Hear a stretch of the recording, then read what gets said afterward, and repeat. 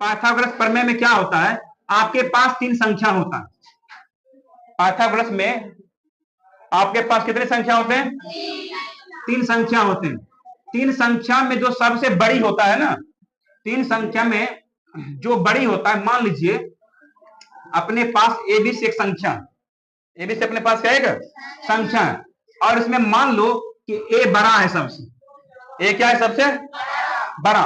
तो पाइथागोरस जी ने क्या बोले कि जो आपके पास सबसे बड़ा संख्या है, जो आपके पास सबसे बड़ा संख्या है, उसका वर्ग कर दो, उसका क्या कर दो वर्ग।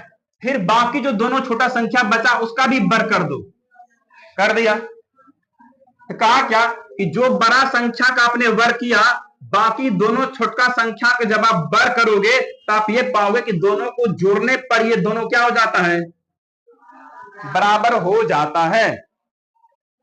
बात समझ में आया?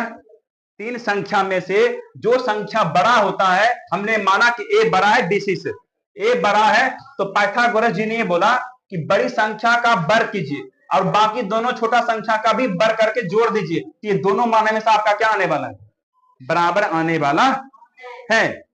बात समझे? चलिए एक एग्जांपल लेते हैं। एग्जांपल के तौर पे मान लेते हैं कि अपने पास एक बड़ी संख्या है 5, 4 और 3। ये तीन संख्या है ना, तीन संख्या है। ये तीनों संख्या अगर इस नियम के पालन करेगा तब हम इसे बोलेंगे त्रिक संख्या। क्या बोलेंगे इसे हम लोग?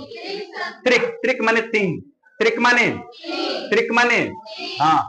अगर ये इस नियम का पालन करता है तब इन संख्याओं को क्या बोला जाएगा, त्रिक संख्या बोला जाएगा।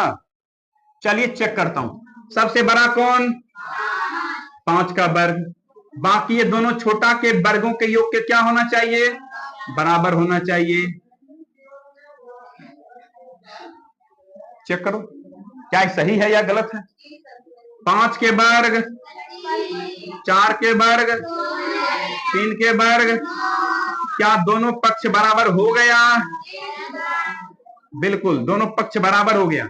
जब दोनों पक्ष बराबर हो जाता है तब उसे हम कहते हैं पाइथागोरस त्रिक। तब इन संख्याओं को हम क्या बोलेंगे, चला हाँ, अर्थात 5, 4, 3 ये त्रिक संख्या, ये कौन संख्या है? हाँ, अतः 5, 4 तथा 3 कौन संख्या है, त्रिक संख्या है, त्रिक संख्या है। बात समझे?